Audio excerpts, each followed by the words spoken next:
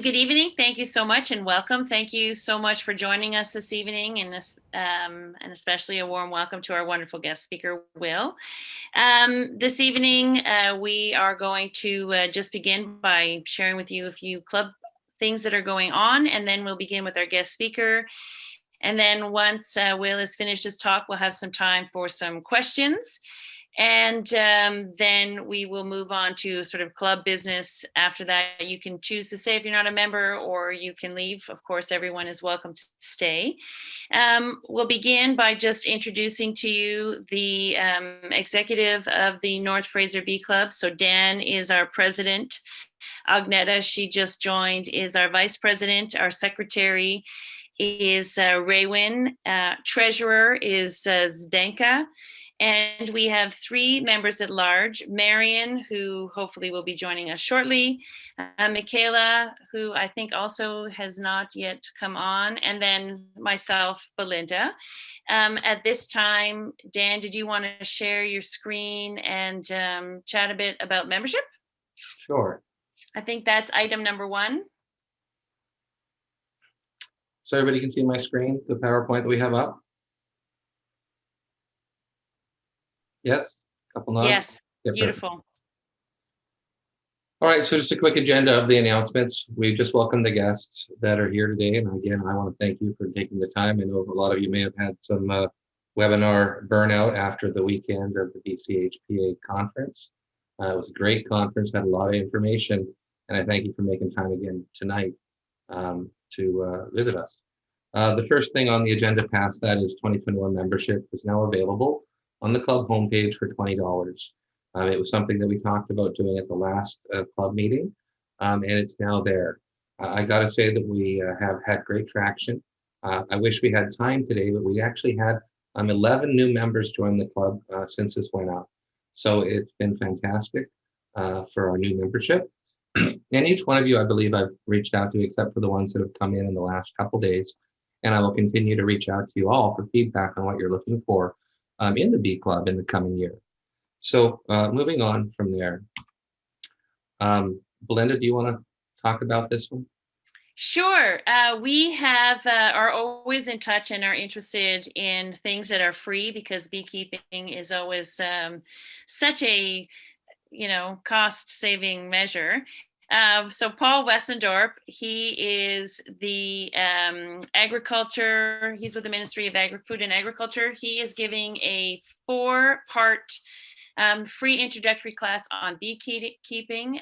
It's excellent. I have taken it in the past, and the amount of information you get, and he's got this cool little educational hive, which is he does a lot of explaining through and showing from. It's excellent. So you can reach Paul or Marie Julie Hughes at the email addresses there as well. I think there's also on our website, correct me if I'm wrong, information about it. So you can also, if you don't manage to grab this right now, can find that information on the website. Fantastic. Yeah, it's in the events. One of our product sponsors tonight is Hive Alive. Hive Alive is a food supplement that basically you apply with simple syrup. It has multiple benefits, including preventing syrup from fermenting. It's worked well with a combination of probiotic feeding aids and queen acceptance. You can read a lot more about it on their website. And because they're a sponsor tonight, they've also donated samples for everybody that's in attendance here at the meeting tonight.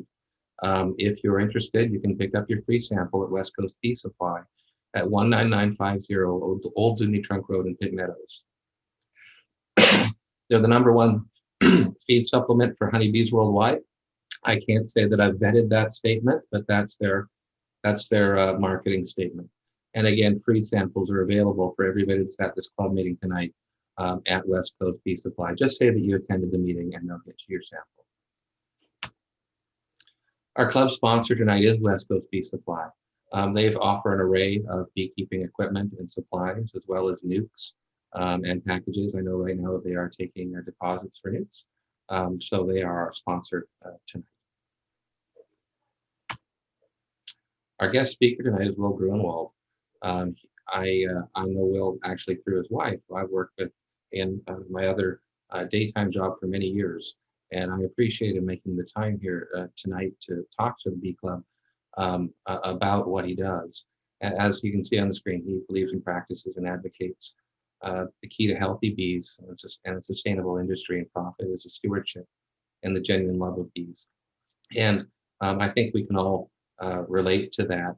And especially after the last weekend and hearing some of the speakers talk about sustainable beekeeping and such, I think it adds more depth to what he's going to talk about here today.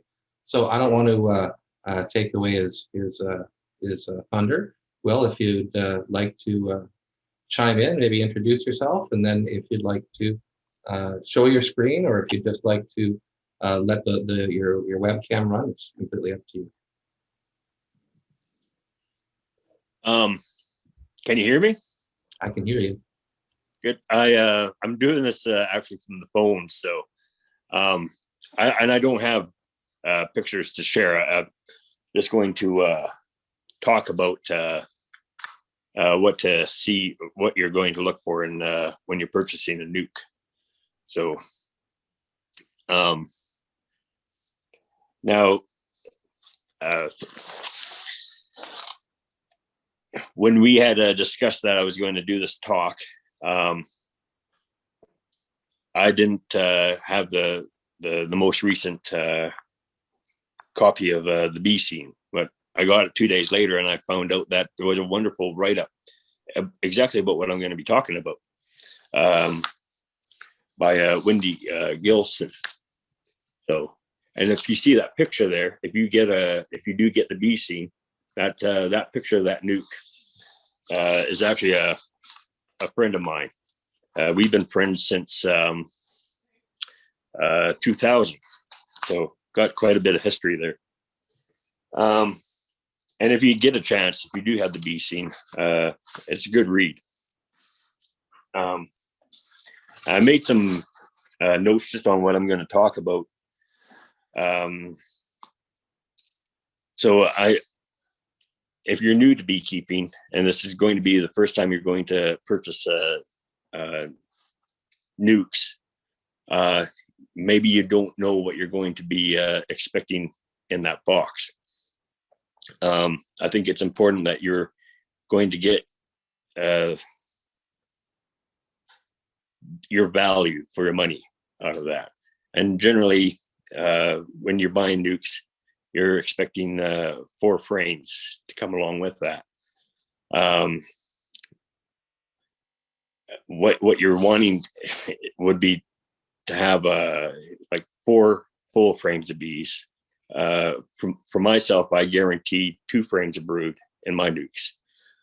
Quite often, you'll have more than that, maybe 2.5, 3 frames of brood. But a full 4 frames of bees and the brood, and you're also going to want to have some food in there. So you're looking at pollen and honey. Something that as a first-time buyer, you might not be aware of that. I hate to say it, but sometimes there are nukes that come out onto the market and they might not measure up, at least maybe to my standards, right?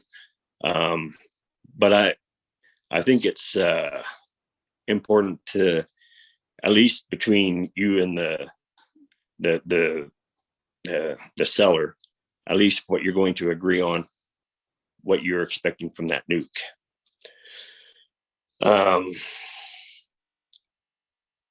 So yes, another thing you want to see in that is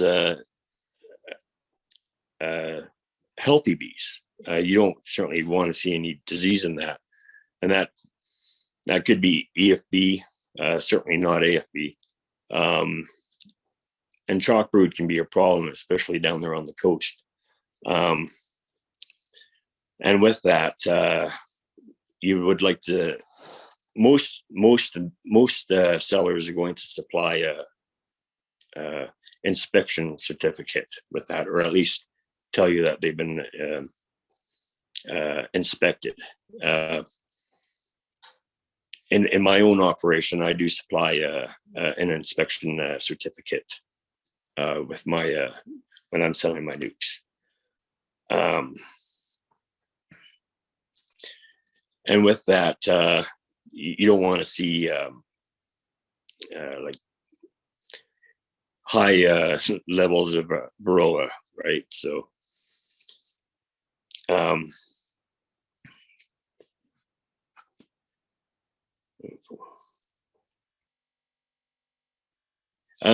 also the reputation of the seller, and quite often, I mean, everyone's online nowadays, so a lot of beekeepers have a business page. I've got one, and if not, there's certainly a lot of people who are Facebook, right?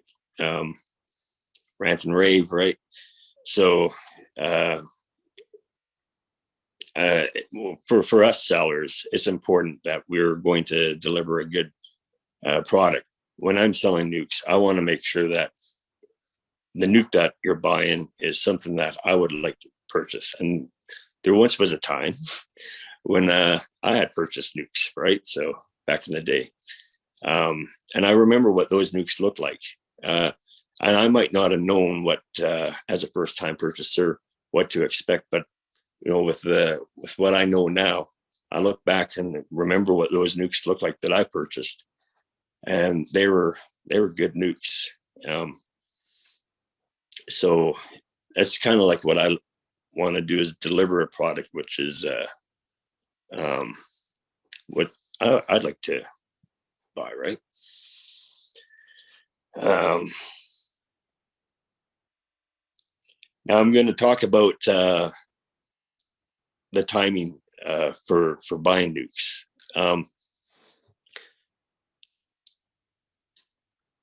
So when we're buying nukes down in the lower mainland, sometimes the colonies are going to be ready to be made into nukes before we can even start rearing queens. That could be due to weather, certainly whether there's enough drones out there for us to have our locally raised queens mated. And generally, if you're buying nukes in the middle of April, those are going to be your imported queens, like in that whole month, pretty much.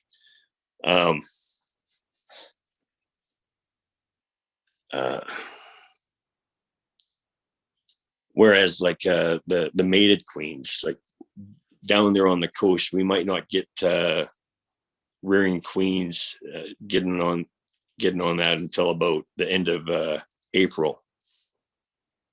And of course, by the time she's hatched, gets mated, and I like to allow 8 days of laying before I start inspecting the nukes. At that point, the brood that's in those nukes are getting to the cap stage. We're looking at least towards the end of May. Sometimes it can be a little bit earlier. It depends on when we can get the grafts in, right? But that's one way you can tell whether you have a local stock or import. And they're not going to say anything about the import queens. Other than that, it allows us to make them earlier.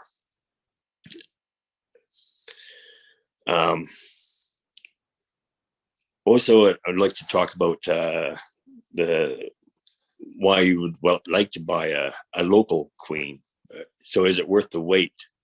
Well, those queens are being picked by us, our breeder queens. And we're selecting for different characteristics in these queens, and how quick they can build up in the springtime, how much honey they can produce, what their thrift is like through the winter time, and able to survive the winter. So there's a lot to be said about the locally raised queens, but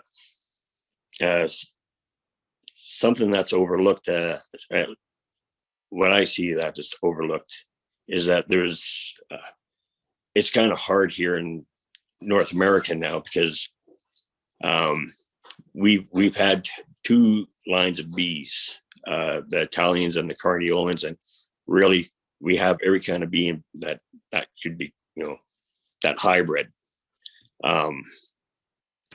So you're not going to get a pure Italian or a pure Carniolan stock or anything like that.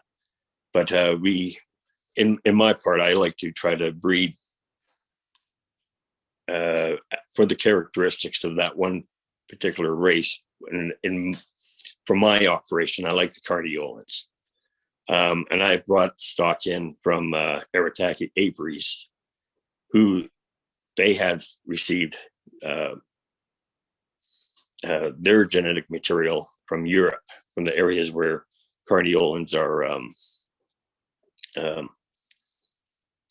kept.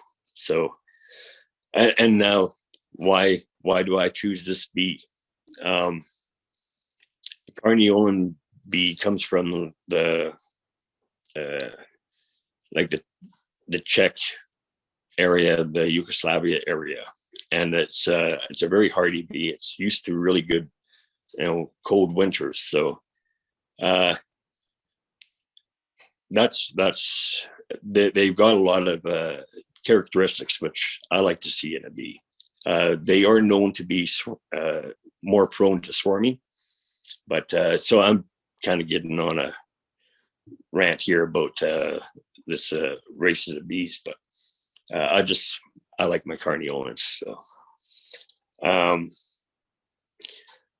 and so there's the locally adapted stock. But when you're talking about the races of bees, these are bees that have evolved in these areas for who knows how many thousands and thousands of years. So why is that important? So if I'm ordering queens from, say, California or New Zealand, sure, these bees are being bred in an area which is certainly not like our climate, but they still have that genetic makeup, right? To be able to withstand those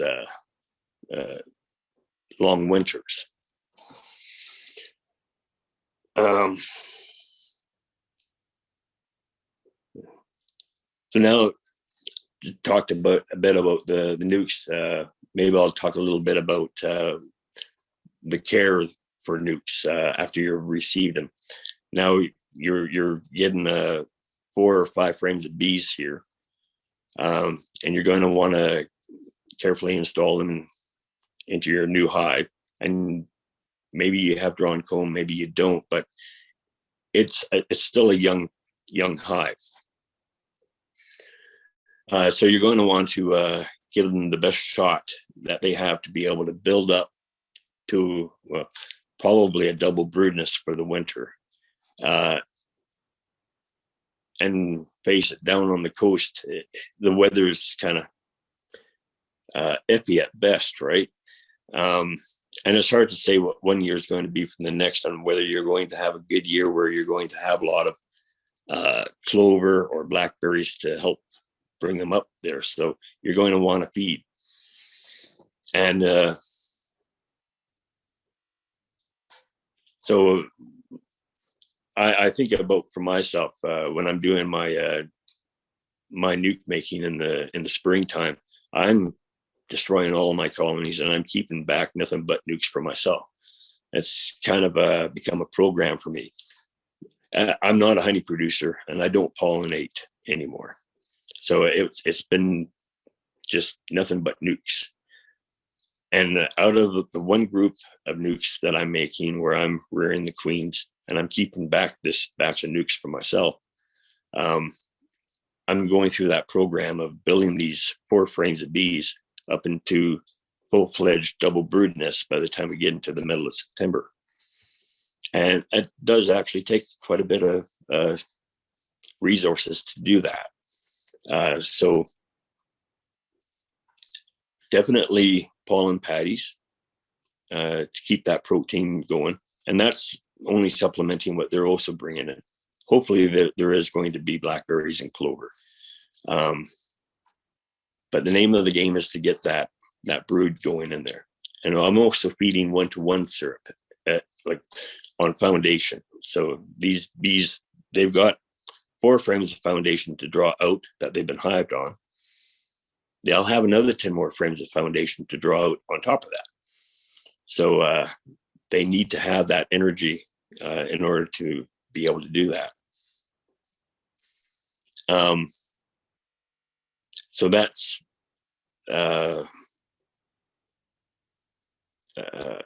yeah, you need to be on top of that feeding. Towards the end of the season, you can start pumping in the 2-to-1 syrup to put on the weight. So hopefully, they built up a beautiful brood nest. Now you're at the end of the season, you feed them the 2-to-1, they'll backfill that brood that's hatching in the top box till you have that 120 pounds of honey on them. Maybe you have a late flow, but it's hard to say. We got to make that call from year to year. But for me, it's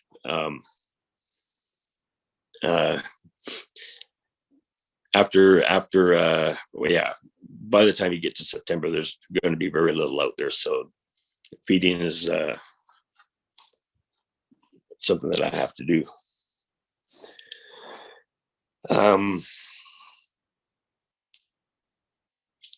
And I think with that, I'm probably done way before that I meant to be. So I don't know. I'm sure there's lots of questions. Go ahead, Linda. Yeah. Hi. Yes. Hi, Will. Thank you so much. What an excellent talk. There's so much information. I know for you, it must seem old hat, but for us, it is, of course, so much coming at us. So I have a question here from Charity. Should you trust the inspection report, or should nukes have a wash test to check for mites soon after buying? I would trust usually when I'm having my colonies inspected, and I need to have them inspected if they're going to Alberta, and that certificate is good for the local sellers too. He's the one that has that certificate, and if it's dated, and that certificate from the date of the inspection is good for a month, so that's pretty reliable.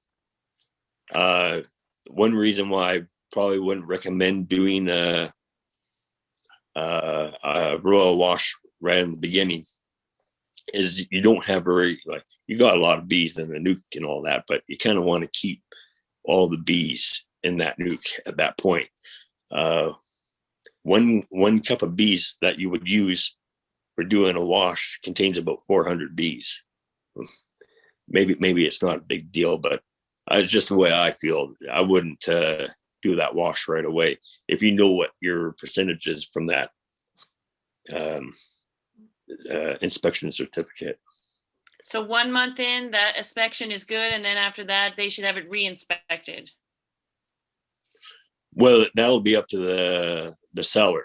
He'll have to have his hives re-inspected. Well, that's what I mean. So is that something that people typically ask for, or how do you go about that? Because obviously we don't want to offend anyone. I know that between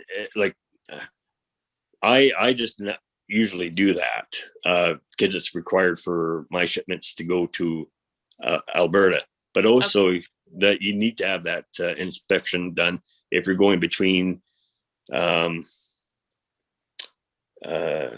different regions, because the BC is broken up into different regions for beekeeping. And if you're going to go from, say, the Fraser Valley up into the Caribou, you need to have an inspection report on that. I know that. I don't know if it's so much required if you're going to be selling nukes locally. We just had someone post up that it is an obligation in BC to have a permit to sell. So I guess go through an inspection. So if Yeah. you're selling your bees or an apiary, it must be inspected prior to sale. We just had somebody post that. So I'm assuming that then that is the expected requirement if it's not sort of between friends and it's more strangers and business. Thank you. Please, if you have any questions, anybody who's attending tonight's meeting, if you could just put them in the chat. And for Will, we have still a good number of minutes, probably about almost 15 in order to, or just to have time allotted to questions. So if you have any, we would love to put them forward to Will. You said, and I found that quite interesting, that you pretty much break up all your hives to put them into nukes. You don't save any, or when you say that, what exactly do you mean that you break up all your hives? Is that like every last one of them, or? Every last one of them. That's interesting. Something that I've got to mention about your queens and your nukes and where they're coming from. Another way that a beekeeper might have nukes early is if they overwinter them. So you're getting a last year's queen, probably made later in the season, but you would still have a locally bred queen in an overwintered nuke. In my case, when I'm breaking down my hives, and my hives are all involved, I'm making 5 nukes out of one hive. One of them is going to have the old queen. And I've got her marked, and I'll sell those as last year queen nukes. And they'll be earlier as well too. At least when I'm rearing my queens, there's before that 10 days is up, before that those virgins start to hatch, I have to have them in those nukes. So I'm making up those nukes. As soon as I have the cells out, you can only do so much, right?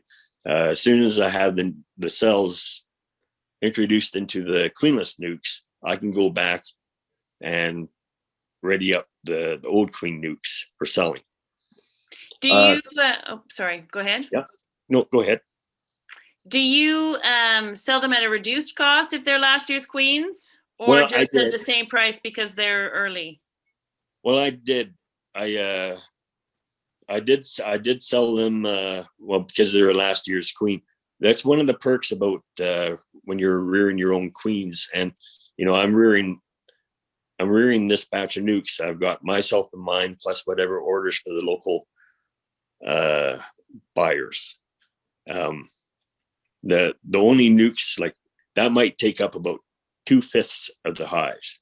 The other 3/5 of the hives, those were the hives being used for the selling to Alberta. But that was one of the perks. I like to requeen annually. Well, I don't. It's just a way of requeening, if you would like to look at it that way. It's a little bit different than actually plucking the queen out of a full-blown colony and replacing it.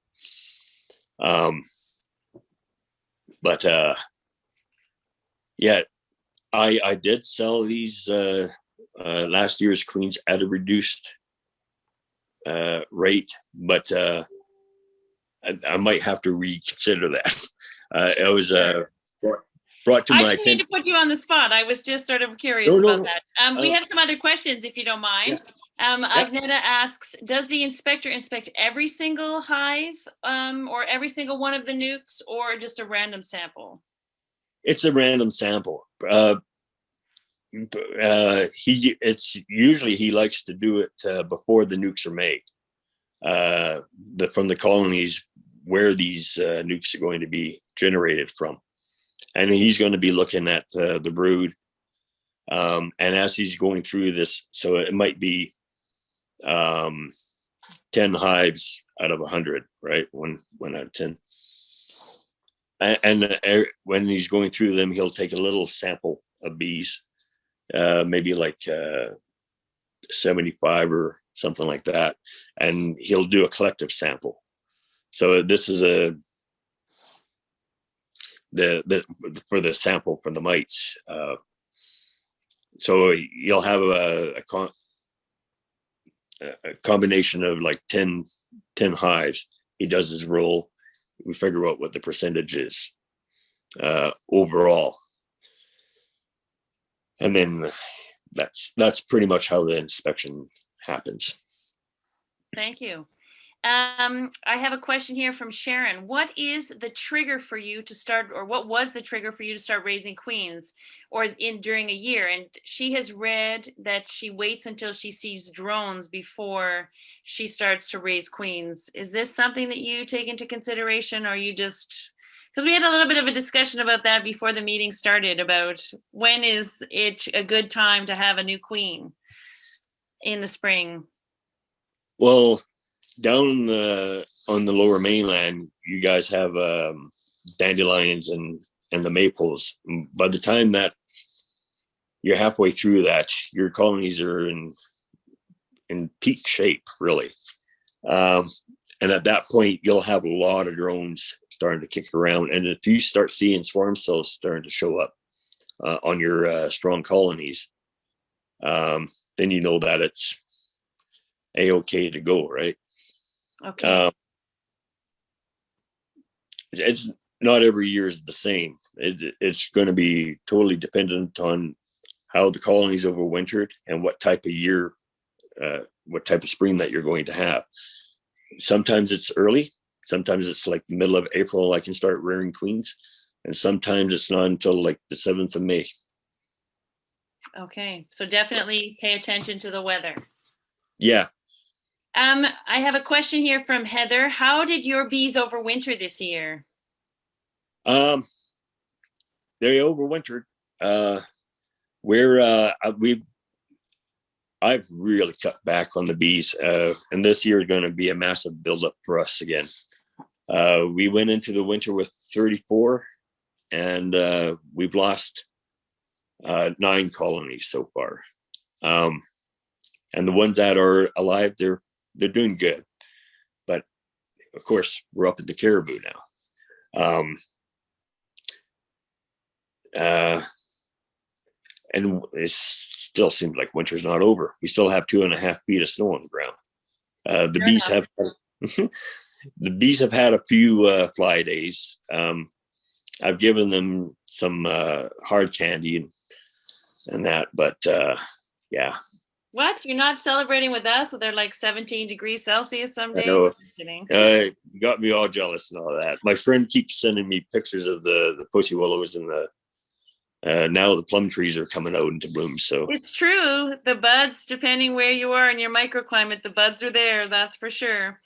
I have a question here from a charity. Is there any advantage/disadvantage to buying a nuke with an old queen or a more established queen? So earlier you said it was mostly just because they get a stronger start because she's there laying. But is there anything else aside from that?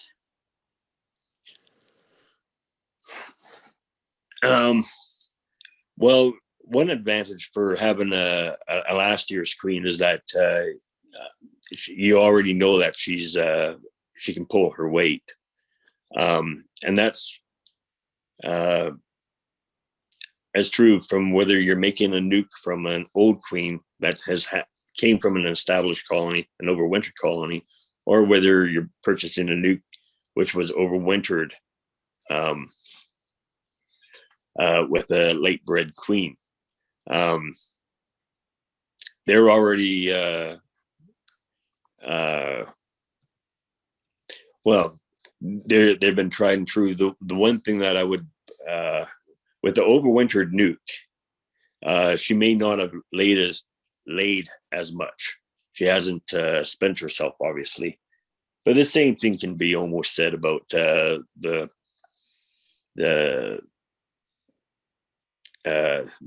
queen going into her second year from like one of the old colonies, right, from last year.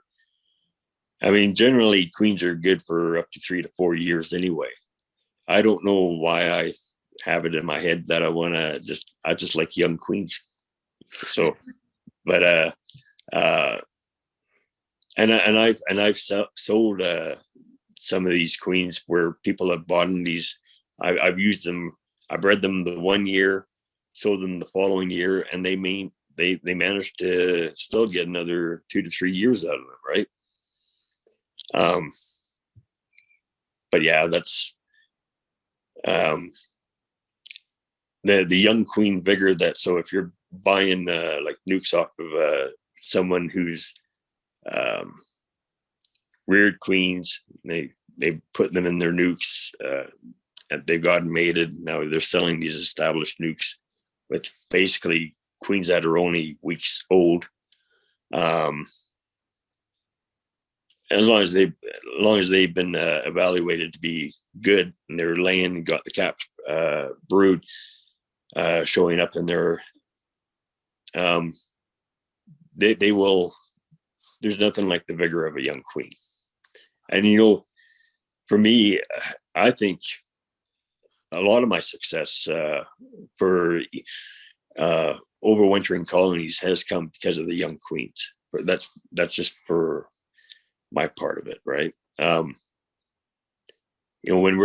I'm overwintering 160, 180 colonies there when I was doing that down there on the coast,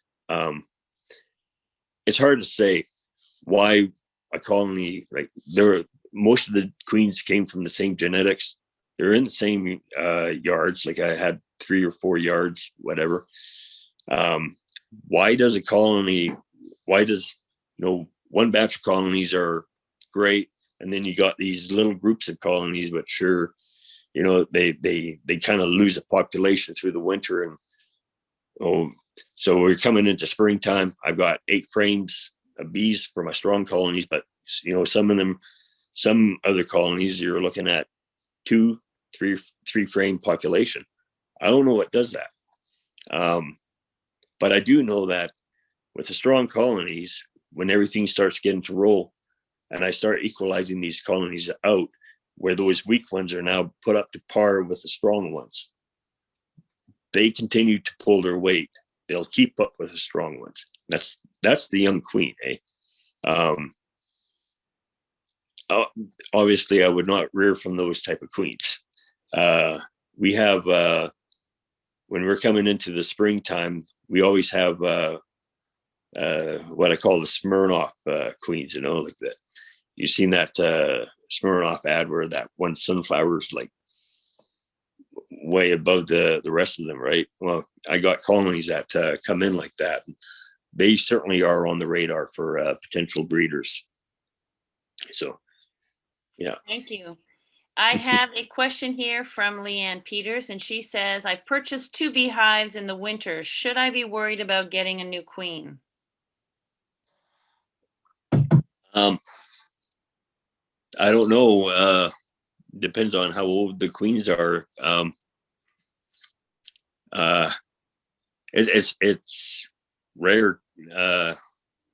It's rare to purchase bees in the winter, eh? Usually I don't know if Leanne means she ordered them. Oh, so maybe they're coming in or she ordered them. Maybe she's just replying here. Hold on. At least 1 year old. They were moving to Toronto. So, I see. So she purchased these in the wintertime. The queen was at least 1 year old because who she purchased them from, they were moving to Toronto. Thanks, Leanne, for clarification. Yeah. So should she be worried about getting a new queen if it's just 1 year old, or should she just, look at? No, if they're established, they're good. I mean, the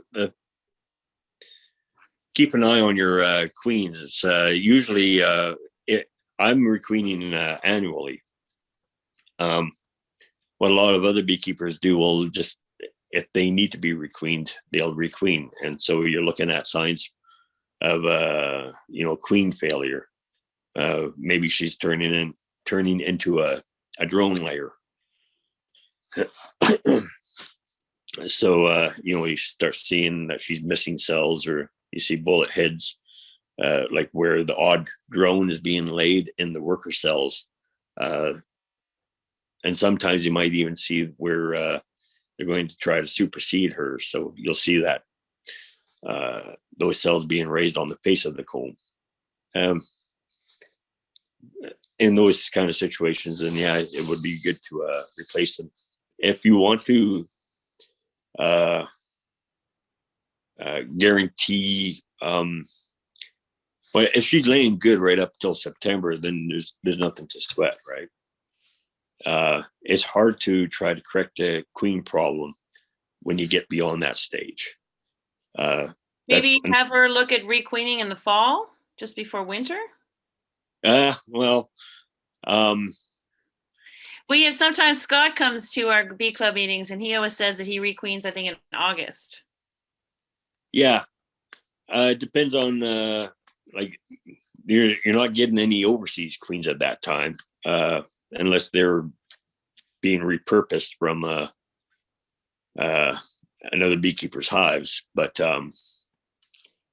the later that you leave it, particularly if these beekeepers are, you're the later that you're going into the season, the less viable your drones are going to be, or whether there's even going to be a really good population at that point too, right? Your mating weather is great, but it's a matter of how well those drones have been, how well those queens have been mated. But it like I've sold queens even into September, but they came from mating nukes, which they had queens in them that were mated from the beginning of August, and they turned out fine. But that's your call. You just don't know, right? But if you're looking at that colony in August, and her pattern is doing good, there's no reason to requeen her, even if she's a second-year queen or even a third-year queen. Yeah, we have a comment about that later on. Somebody has one queen going for 5 years, but we're getting there. I have a question here. What are common causes for nuke failures, and how does one avoid nuke failures? Probably the most common cause for nuke failure, it would probably happen, not that your nuke is going to fail. It's when you're transferring the frames from the nuke box into your equipment. It's hard to tell where that queen's going to be in there. So removing those frames, at least that first frame, very diligently, so you make sure that you don't roll the queen.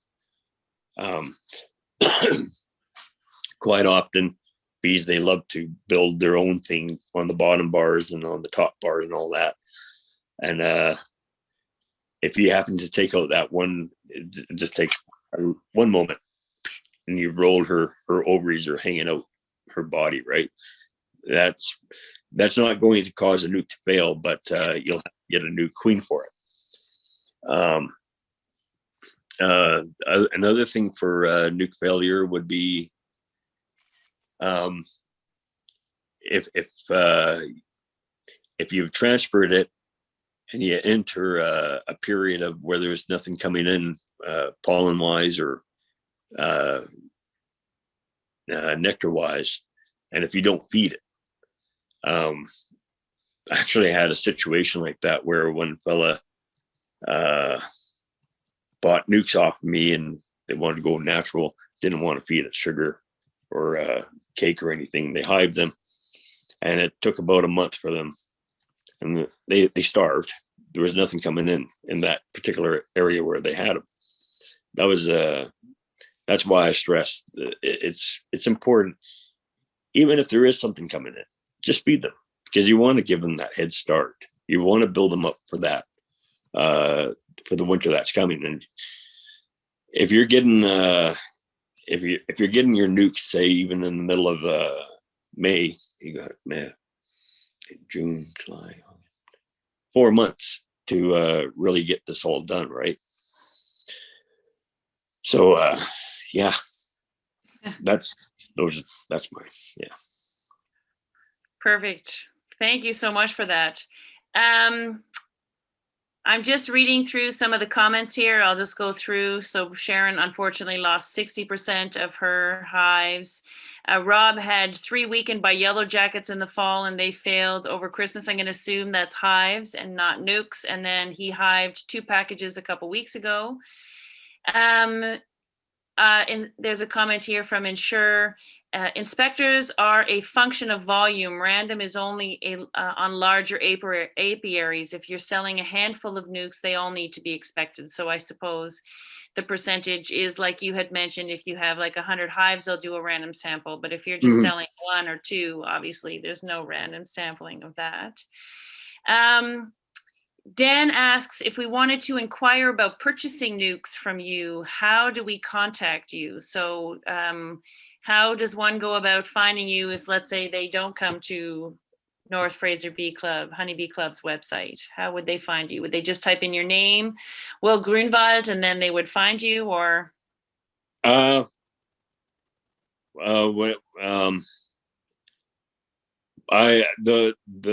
really the only place where I advertise is on my business page on Facebook. And now it's time for you to shamelessly advertise yourself. I will put it in the chat for everyone. Go ahead. What's your page called on Facebook? Chillard Bees Apiaries. Sorry, repeat that one more time. Chillard Bees Apiaries. I don't have the ability to put a link in there right now. That's okay. it. We'll do it. Maybe Dan, do you want to take that on? There it is. Chillard Bee Apiaries. Daniel Hassel's put it on. Chillard Bee Apiaries. Yeah. So for anybody here who's looking to get in touch with Will, that's how you do it on Facebook.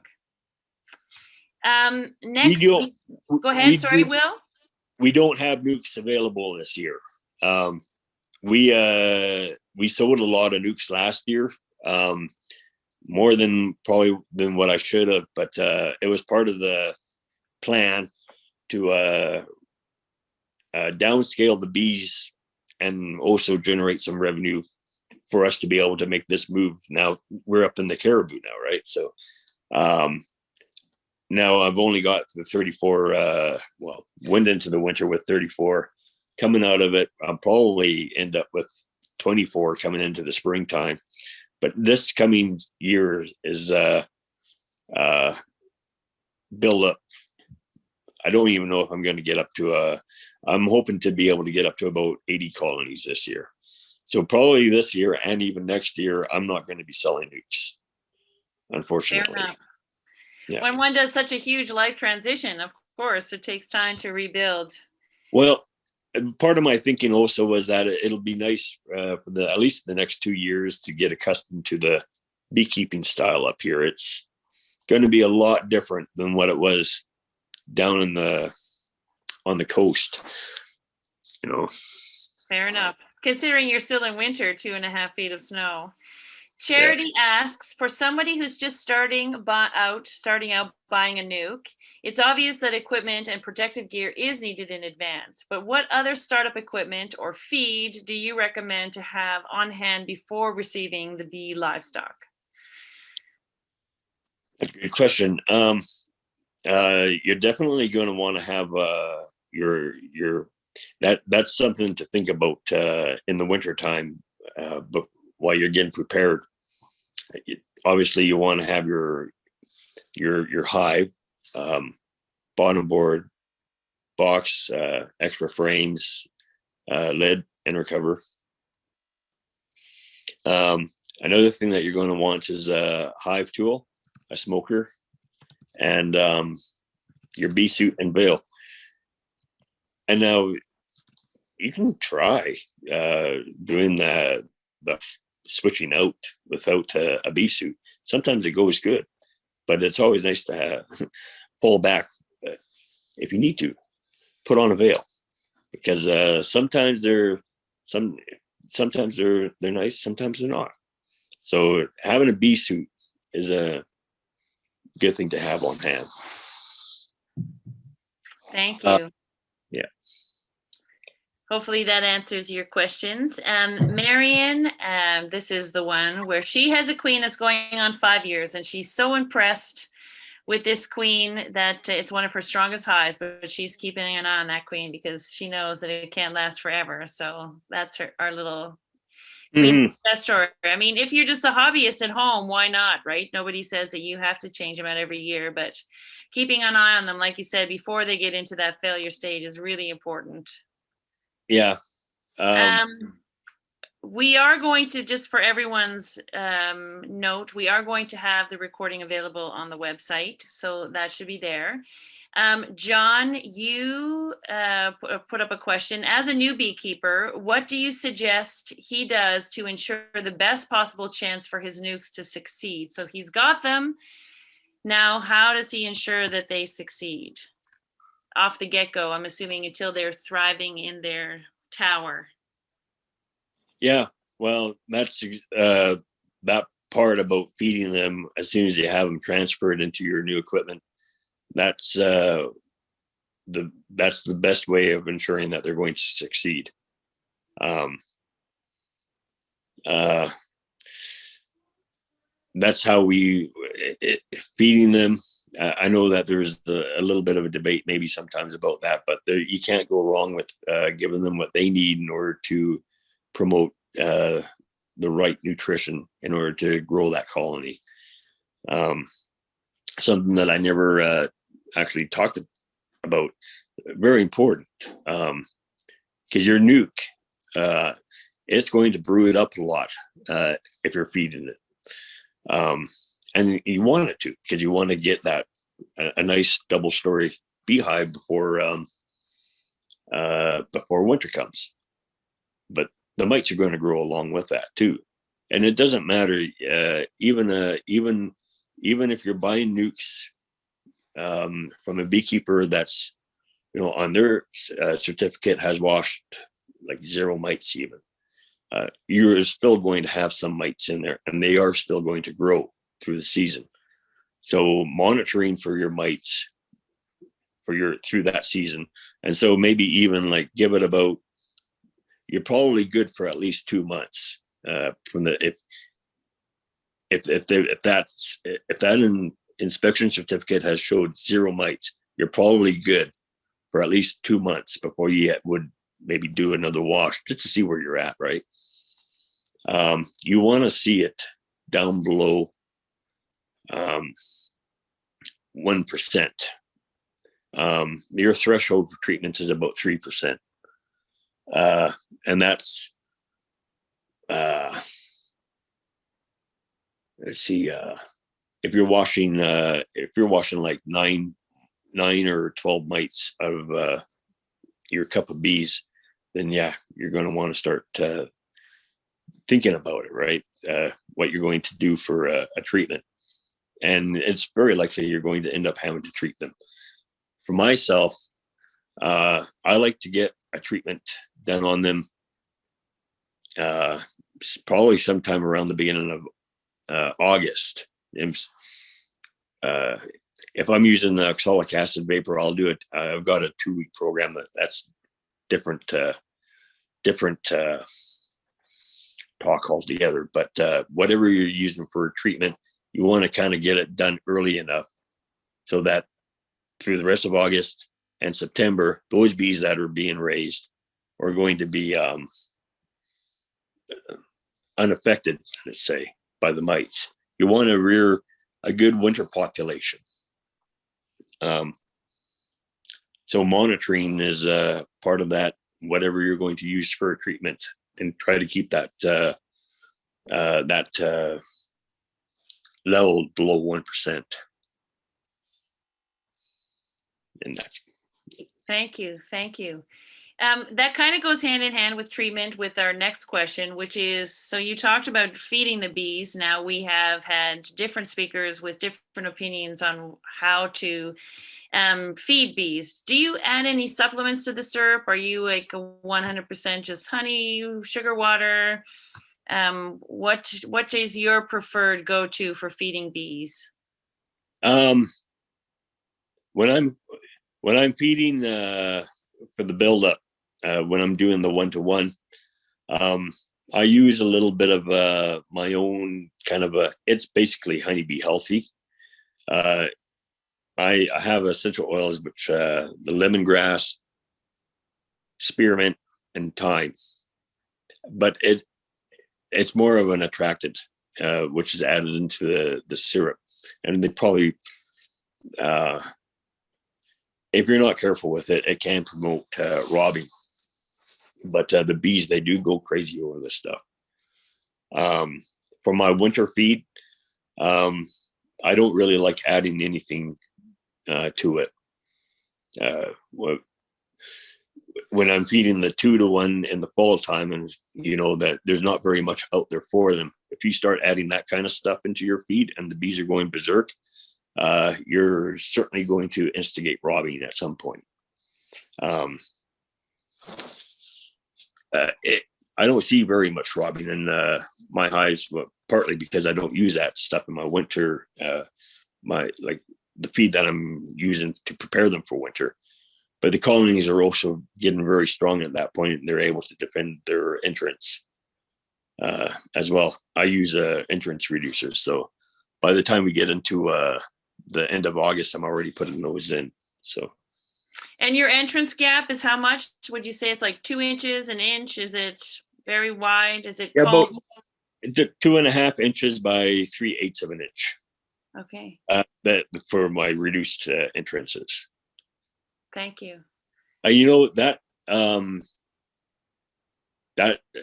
that's one of the best ways if you want to combat your hornets or your wasps.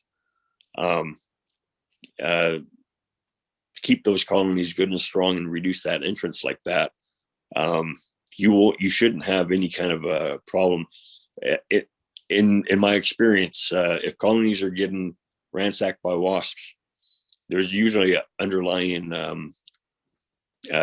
scenario to that. It's could be queen problem, which has reduced the population, or just a small population in general, right? But if that population isn't there to be able to defend that entrance, especially once you're getting into late October, the wasps have kind of abandoned their nest and they become scavengers. The bees are getting a little bit cooler there at nights, and they might not be at the entrance to guard it that well at that point, right? So, but a strong colony, they usually can. So, keep those colonies good and strong and the entrance reduced, and there should be no problem with the wasps. Thank you. We have a comment here from Charity. She says mite treatment should be thought of as mite management instead of mite eradication. Beekeepers are inherently mite managers. Not the first time that we have heard that. No. That when you become a beekeeper, you become a mite manager and not so much a beekeeper. Yeah, well, we're never going to get rid of them. So it's do our best in trying to keep that population under control. Thank you. I just ask, are there any more questions out there at the moment? We have a few more minutes before we wrap up this portion of the monthly meeting. If you have one more question for Will. It's been great to have you in. I know nukes are always like the big topic here, especially in the springtime for splitting, and in order to help manage our. Another thing I'd like to add is that there's also the BC Bee Breeders website, and I think that link can be found on the BCHPA, and there you'll find a bunch of beekeepers that are selling queens, like locally raised queens, imported queens, their nukes, packages, and once in a while you might even see it, shook swarms, and that's something else to consider. I've not personally sold shook swarms, but it is a thing. So, and a shook swarm is basically an oversized package. When you're buying packages, you're buying about 2 pounds of bees for the queen. It's really kind of like a little. They're very equivalent in size to an after swarm, but instead of having a virgin queen in, what you would have in an after swarm, you have a mated queen. So, but yeah. Thank you. I was just looking up. It's actually the BC Bee Breeders Association is directly available from the BC Honey Producers website. So BCA has the Breeders Association information right on there. So you were correct. And there I've just put the little thing that I typed in onto the chat. We have here from Leanne. Thanks for the info. So much enjoying this for sure and learning. Tom Seeley, so this is from Insure again. Tom Seeley says, if you need to treat, you should requeen. Obviously, I have an axe to grind since I use VHS. But Will, your opinion? What are your thoughts on that, Will? If you have to treat, you should requeen. Insure. Is that Ian Glass? He looks like Ian. It could be. If I'm not going to touch that subject, put it that way. If you have, it's the difference. Like if your chickens have lice, are you going to not treat them either? Like it's the bees are like any other kind of livestock in that account. It's I don't know. It's it would be nice to have a bee where you didn't have to treat them like that. One thing, you're always going to have a leftover population of mites within your colonies. We try to treat them and keep them down below 1%. If you're managing colonies that have a certain amount of mite population, so maybe they're not getting above a 4% threshold, I still have a problem with having mites in my hives. We have 11 different viruses that are out there that the bees have the potential, right? Like in any given time, like you're going to have about 2 to 4 viruses present in your colonies. You just, if you're keeping your colonies in a healthy, in good health, it's not going to rear its ugly head. But we know that mites are also vectors for viruses. So I don't know. There's a lot of qualities that I wouldn't want to overlook just on the basis of I want to have a bee that I don't have to treat. Right. That's why we have both sides, some that keep working towards having that so that we all can not worry about it, right? Yeah. From Bonnie, we have, speaking of mite management, what is your IPM strategy for nukes and single deep colonies? Okay. Sorry, can you run that one by me again? Sure. She asks that what is your IPM strategy for nukes and single deep colonies? So IPM, I'm going to assume is intermittent management, something for mites, pest management. Strategy for nukes. Well, I'm I don't know, an old time beekeeper. I was I kept bees for about 3 years before the mites showed up in the Fraser Valley. And the first mites that showed up wasn't the varroa, it was the turquoise mites, the acrid. And there was a failed attempt at trying to control them through an eradication program.